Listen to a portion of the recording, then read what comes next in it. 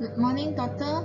We are from Group 4 and I am Cha Susan. My teammates are Galinxian, Huzijun, Muhammad Aiman Imal, and Raya Johnson. In this video, we will present the experiment 2, which is fluidized bed. The first part is introduction. Background of experiment: fluidization.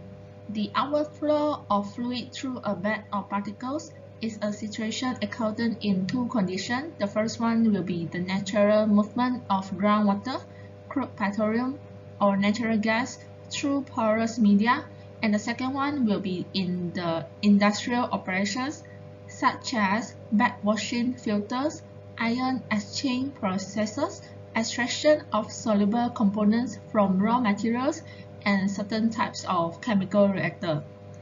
It is well known that if the particles are loosely packed and the pressure drop due to the flow through the bed is equivalent to the weight of the bed, then the phenomenon of fluidization will occur.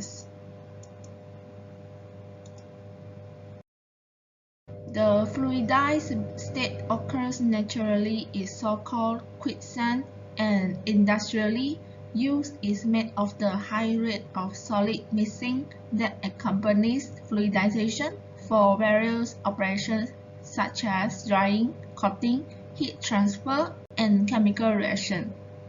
This equipment is designed to allow the study of the characteristic of flow through both fixed and fluidized bed of solid particles.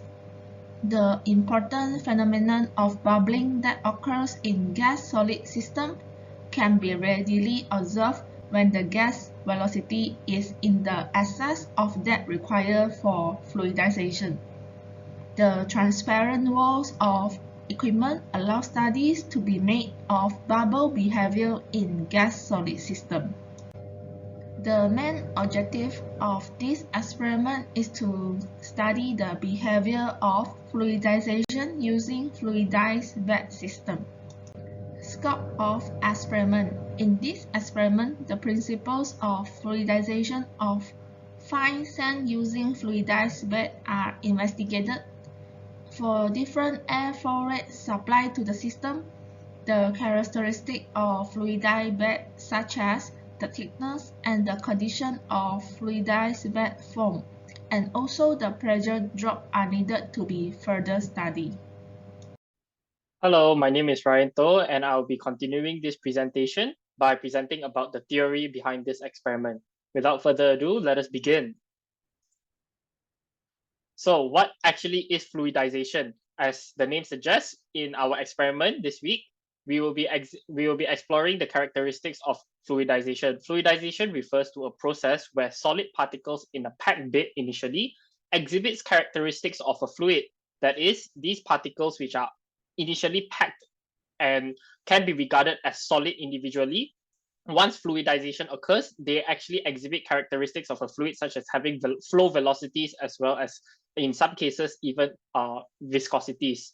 This occurs when a gas or a liquid passes through spaces between solid particles in a fixed bed supported on a porous surface. So in this case, we will start off this experiment by assuming the solid particles will be in the packed bed. And when we pass through a gas or some form of liquid through the spaces between each individual solid particle, then it kind of lifts the solids up and they will start to exhibit characteristics of a fluid. At low velocities of a fluid, there is essentially not enough change to actually kickstart this whole process, and the particles will remain in a fixed state. This is because there is insufficient fluid force. However, as the fluid velocity, be it a gas or a liquid, increases, then the force that is exerted on all the solid particles in the packed bed will increase. And when a certain fluid velocity is reached, which we call the minimum fluidization velocities, there are a couple of things which happen. First, particles are suspended in the fluid and are apart from each other. This is because there's enough fluid flowing through the spaces between each particles such that the particles can be thought of being independent from each other. Next, frictional forces between the air and the particle will actually be equal to the weight of the particles itself. And last but not least, to quantify the amount of force that's actually exerted on the particles during minimum fluidization velocity, the pressure drop at any part of the vessel will be equal to the weight of the air and the particles in that part. In this case, now that fluidization has been achieved, solid particles can be thought of as part of the fluid itself, and therefore we can quantify the pressure drop at any part of the vessels by taking this into consideration. There are many different types of fluidization, but usually fluidization can be characterized into two distinct forms. First of which is bubbling fluidization, and next is particulate fluidization. Bubbling fluidization refers to the gas in a channeled fluid, and in this case, bubbles formed in the reactor or in the packed bed when fluidization is beginning to occur is similar to that present in boiling liquids. And when the velocity of the gas exceeds minimum velocity, or the minimum fluidization velocity, these bubbles become more and more apparent, and they actually become bigger and bigger in size. However, it should be noted that bubbling fluidization should not be done in narrow columns. This is because the phenomenon known as slugging will actually occur where there will be unpredictable pressure fluctuation points within the unit itself. This is because as these huge gas bubbles explode at random points in the bubbles, then there may be very big pressure fluctuation points within the unit, and this can actually cause equipment damage or inaccurate readings. Next, the bubble diameter form depends on the particle diameter, depth, and also the type of bed. Of course, the type of bed will actually influence how big the bubble can form. Therefore, the lower bed will actually form smaller bubbles. Next, of course, is particulate fluidization, which actually occurs when there's liquid as the channel fluid. The channel liquid creates a drag force that exceeds net individual gravitational force of particles.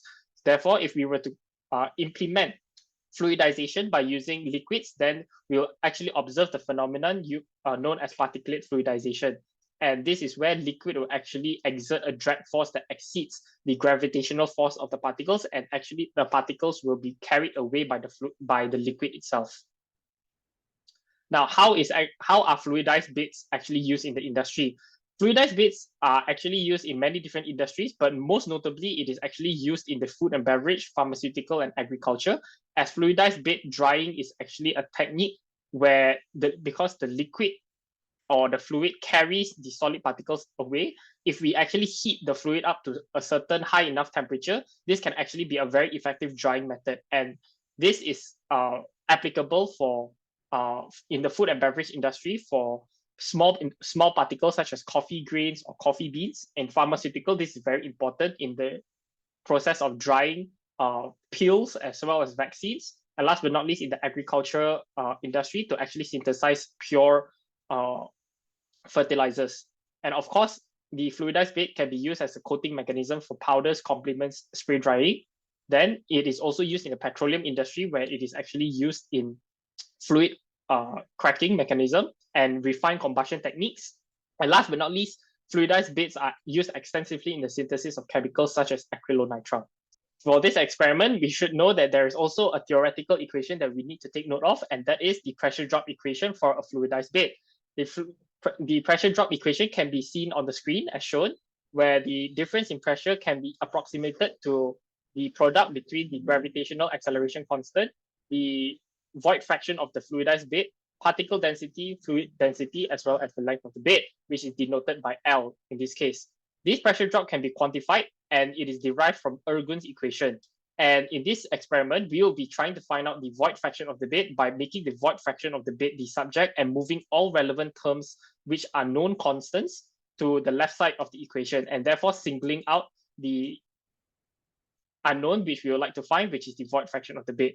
Therefore, this equation can be seen as to be being flexible, where the equation can be rearranged when parameters are set to determine the void fraction present in the bed. And since in this case, in this experiment, we'll be measuring the pressure drop, therefore, all other constants can be evaluated accordingly. Hi, I'm Ganesian. I will present the methodology part for this experiment. So the material and apparatus used in this experiment is fluidized bed column, which consists of granular material bed column, system panel, manometer, and air bar. For the experimental procedure, the first step is The coordinator valve was manipulated at 4 to increase the airflow rate initially, and the system was switched on. The second step is, after the system was switched on for 2 minutes, the thickness of the grain bag and the pressure drop were measured and recorded respectively.